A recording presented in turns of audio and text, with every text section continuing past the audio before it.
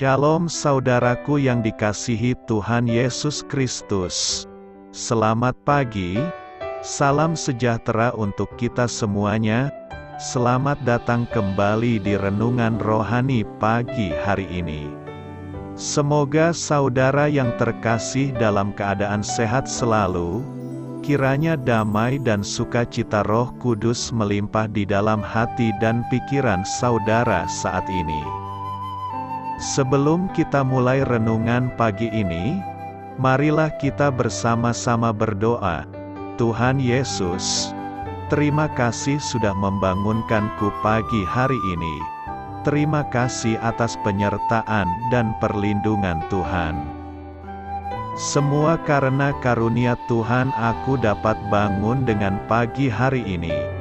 Aku menyerahkan seluruh aktivitasku hari ini ke dalam kuasa tangan Tuhan. Jauhkanku dari yang jahat, ya Tuhan. Tuhan Yesus, tolong lindungi dan berkati aktivitasku hari ini. Tolong berkati juga keluarga dan teman-temanku, Bapa Surgawi, oleh karya Roh Kudus. Tolonglah aku untuk menjauhi segala sesuatu yang melukai hati-Mu. Ampunilah segala dosa kami, ya Tuhan. Dalam nama Tuhan Yesus, aku sudah berdoa. Amin. Sahabat saudara rohani, pembacaan ayat emas Alkitab renungan kita hari ini terambil dari Kolose 3 ayat 12 sampai dengan ayat 14. Karena itu, sebagai orang-orang pilihan Allah yang dikuduskan dan dikasihinya, kenakanlah belas kasihan, kemurahan, kerendahan hati, kelemah lembutan dan kesabaran. Sabarlah kamu seorang terhadap yang lain, dan ampunilah seorang akan yang lain apabila yang seorang menaruh dendam terhadap yang lain. Sama seperti Tuhan telah mengampuni kamu, kamu perbuat jugalah demikian. Dan di atas semuanya itu, kenakanlah kasih, sebagai pengikat yang mempersatukan dan menyempurnakan. Kolose 3 ayat 12 sampai dengan ayat 14. Inti dari ayat emas renungan kita adalah: sabarlah kamu seorang terhadap yang lain, dan ampunilah seorang akan yang lain. Mari kita mulai renungan pagi kita. Judul renungan kita hari ini adalah Kasih yang Mengampuni, ditulis oleh Lisa M. Samra. Kisah inspiratif, 80 tahun usia pernikahan. Pete dan Ruth, paman dan bibi buyut suami saya, merayakan pencapaian luar biasa tersebut pada tanggal 31 Mei tahun 2021. Mereka bertemu pada tahun 1941 ketika Ruth masih di SMA. Pasangan muda itu begitu bersemangat untuk menikah sehingga mereka memutuskan langsung menikah sehari setelah Ruth lulus. Pete dan Ruth percaya bahwa Allah telah menyatukan dan membimbing mereka selama ini.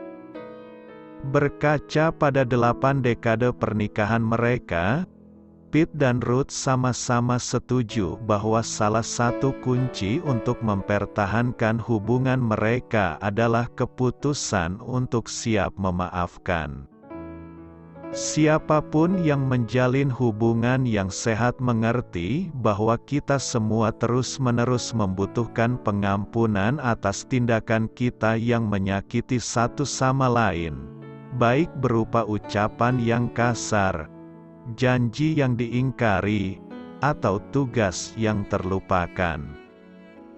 Dalam salah satu bagian kitab suci yang ditulis untuk membantu orang percaya hidup bersama dalam kesatuan, Paulus menyebutkan tentang peranan penting pengampunan.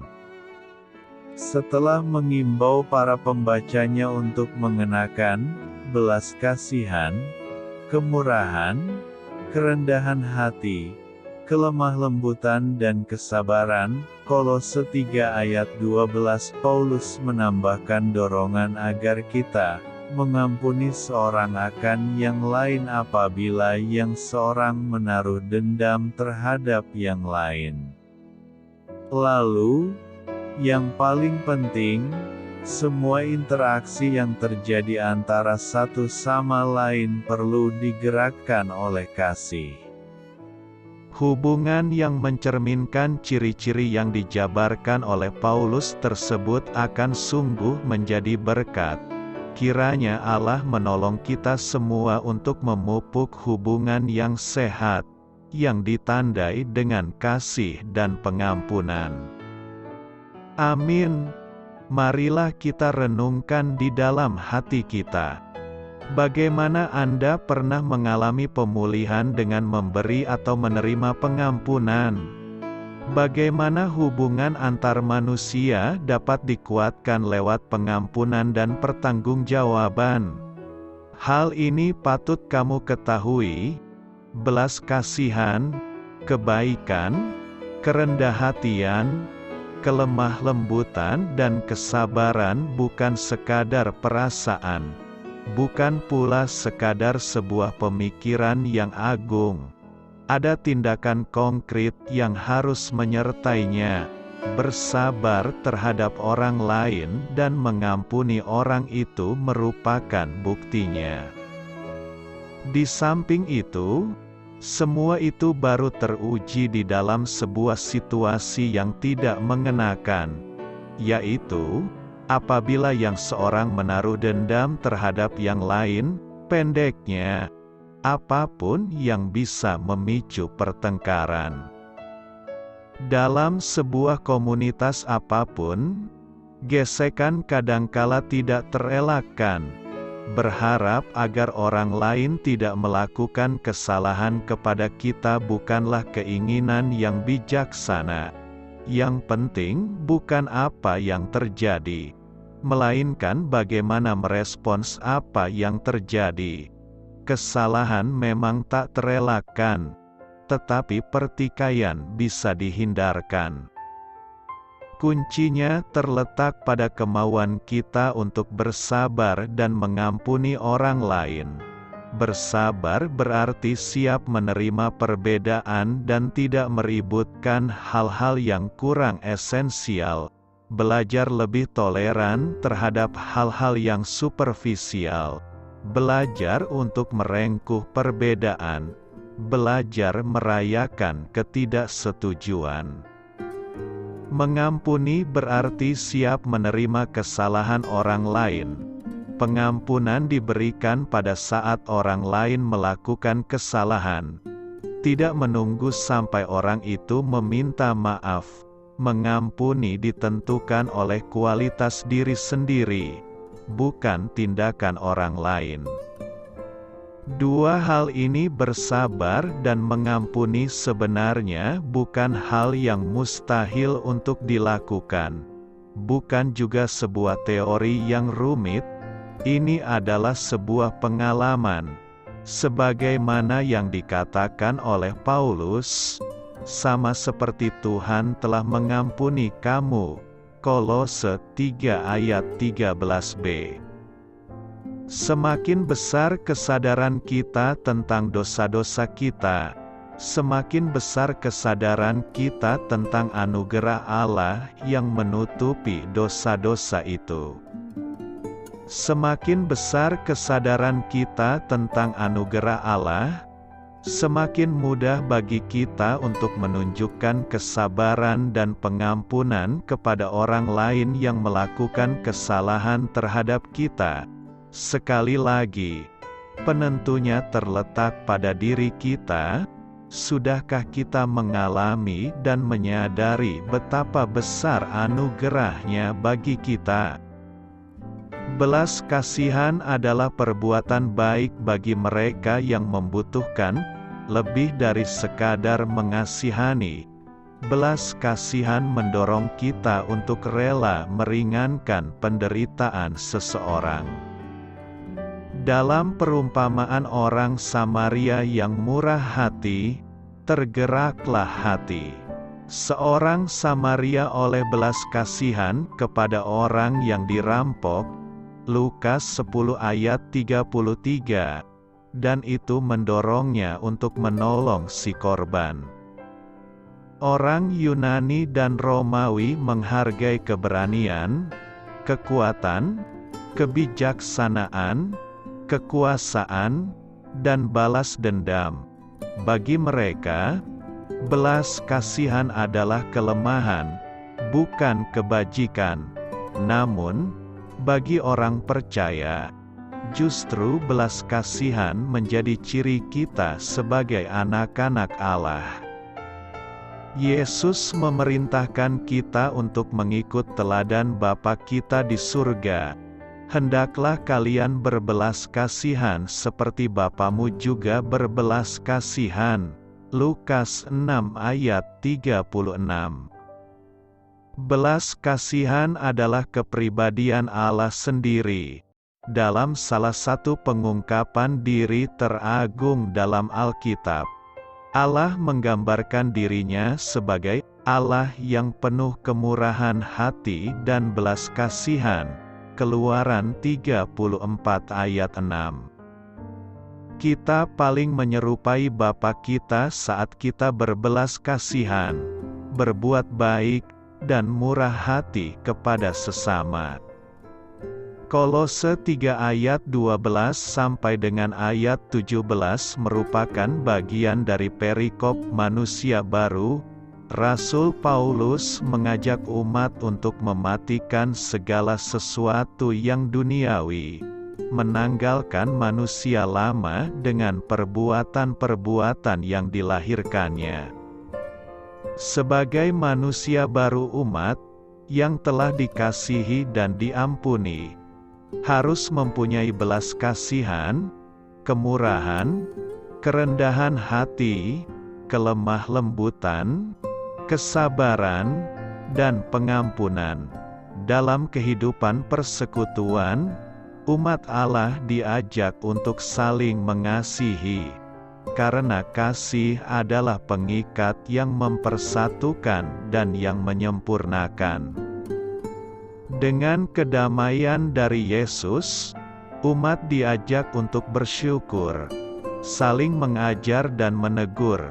Di akhir perikop ini Rasul Paulus mengingatkan bahwa sebagai orang yang percaya kepada Yesus, maka segala sesuatu yang kita kerjakan, yang kita katakan itu hanya untuk Tuhan. Doa saya menyertai saudara sekalian. Selamat berkarya untuk Tuhan. Amin.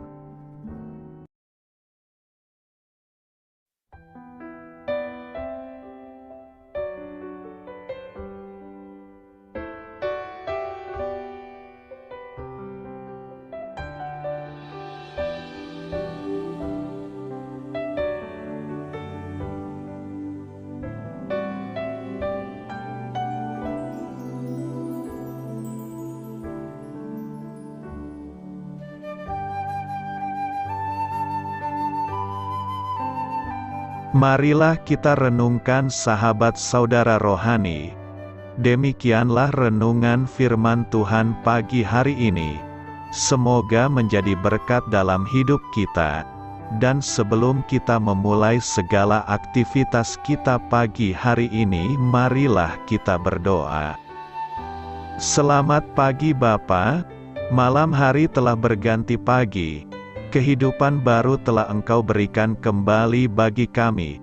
Bapa Surgawi, tolonglah aku menyadari kebutuhan orang lain, supaya aku dapat membagikan apa yang telah Engkau berikan kepadaku. Pada saat aku membutuhkan, berilah aku keyakinan bahwa Engkau akan mencukupkanku, melalui orang-orang yang mengasihi-Mu, bukan karena kami pantas atau layak. Namun karena kasih karunia-Mu kami boleh ada, sebagaimana kami ada di pagi hari ini. Terima kasih Tuhan, atas kesempatan baru yang telah Tuhan berikan kepada kami. Untuk bisa memperbaiki diri agar kami bisa lebih layak di hadapan-Mu. Hari ini kami serahkan semua perkara dan kesulitan yang akan kami lalui ke dalam tangan-Mu. Biarkanlah kami bisa memuliakan-Mu dalam segala aktivitas yang akan kami lakukan. Amin. Biarlah firman Tuhan menjadi pengingat untuk kita semua, bahwa tuntunan dari Roh Kudus akan selalu memberi jalan keluar bagi setiap permasalahan hidup kita, dan memberi kedamaian di hati kita. Sampai jumpa di renungan pagi saudara rohani berikutnya. Kiranya Tuhan selalu memberkati saudara semua hari ini. Amin. Shalom.